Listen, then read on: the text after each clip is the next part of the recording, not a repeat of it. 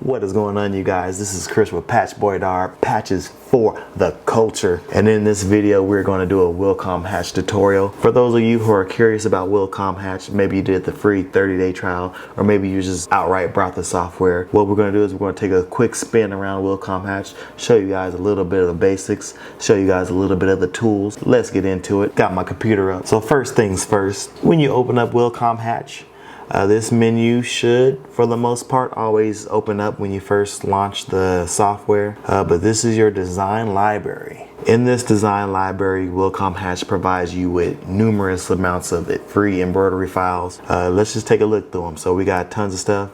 We got a cute little puppy dog right in there. Got a baseball bat, some sports type embroidery. We even got a golf one for all you golfers out there. Got a birthday cake, some female lips, got a cat, got some pumpkin stuff, a little bit of Halloween designs. We even got this cool looking master barbecue design over here. But yeah, there's tons of different files in here. You got some textile embroidery designs as well as graphics. The cool thing about Wilcom Hatch is you can even you can click on these files and you can edit them, you can alterate them. So let's say, for instance, if we wanted to, let's find one that we can open up. So let's say we come across one, and let's say we got let's do this little king parrot design. So I'm gonna go ahead and click on that king parrot. It's going to open up. Here's the Wilcom Hatch file for it. It got all the layers and the objects. So with looking at this menu here, so let me zoom out for you guys so you give you a quick little overview. So in this menu, we have over here on the left hand side, we got our toolboxes. These are all the things you can use to manually and auto digitize your graphics or images that you're using. You can also edit objects if you wanted to over in this menu here. On the top, we got our standard little software information. So you got we can do a new canvas. We can open files. We got our recent files. We got our design. So with the design library, this shows you all the designs that they have, but if you come over here into design right here, you can go through those designs, but in a category style format. So that way it's not showing everything, but you can, if you just want to see the animal designs, it'll show you just the animal embroidery designs that Wilcom Hatch provides. But let's get on out of there. Coming back over here, we got our true view. Our true view just shows it turns on and off the digital rendering effect. So when it's on, it gives us how it will look if it was in stitch form. When you turn it off, it just kind of shows us our shapes see-through, so you can see how they overlap here. You always want to give your designs a little bit of overlap to prevent stitch separation. So let's turn true view on. So I like to have true view on so I can see what it will actually look like if it was stitched out. So next thing up here, we got our hoop, and the hoop is just the red outline right here. So depending on your hoop size, you can always change this hoop size in the software. So for instance, if you wanted to change this hoop size to a larger size, you can come up here. Right now I got it set to the Brother Innovis 5000/4000/Duetta 4500. But if you click the drop down menu here, it gives you a large array of all the different embroidery size embroidery machines, and they're like hoops.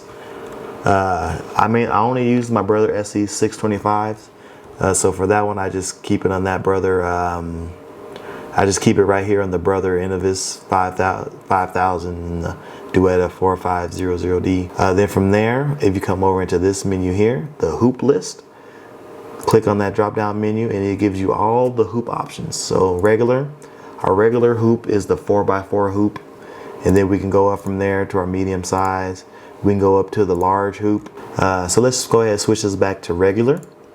That's for the regular 4x4 inch hoop. Coming next, we got our template. And this just gives you a little grid effect over the design. Turn that off. There's also another grid effect for the entire screen. The template only shows the grid for the hoop size. Moving on over, you got your rulers, of course. You got your player. The player actually shows you the stitch progression as it goes. So let's go ahead and speed it up. So it's going to show you exactly how it's going to stitch out, and it's going by these object sequences over here in this right hand side. Speed it up even more. So this is going to show how the parrot is going to stitch out. It got a couple satin stitches, and the main body of the parrot is the tatami stitch. So let's go ahead and turn player off. You got your pan button, you got your zoom in, zoom out buttons over here. But for the main sections that I use, I mainly use my hoop, true view, and then I use the toolboxes section. I also use my object properties over here.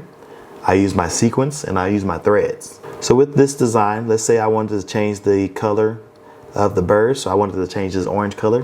What I can do is either I can click it right here and it'll select that orange, or I can come over here in our objects and click it right there. So let's say I wanted to make this bird green. Let's make him blue.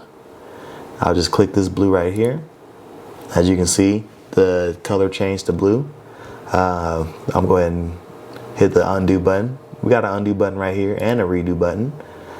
So if you ever make a mistake, you can always hit this undo button, or you can hit Control Z on your keyboard. Another thing we can do with this design is, like, let's click on this object here and just take a look at what they're using to give this cool stitch effect.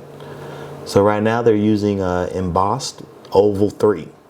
So you can do stitch effects like this in Wilcom Hatch. It'll definitely take your embroideries up to the next level, as opposed to just being a plain old tatami stitch. You can add some cool effects into the design. So let's say if I want to change this up, what I can do is I can hit the embossed, and then down here in patterns, I'm gonna click this drop down arrow, and this will show up all the options that they have for the embossed look. And let's say we wanted to change that to this one here. As you can see, it changed. It gave it a different embossed effect, and also it changed it right here. So that's the embossed triangle 5. I'm going to go ahead and undo that one. Let's say if I didn't want to affect at all, what I can do is just come right here into the object properties and hit tatami, and I'll take it to just a standard old tatami stitch.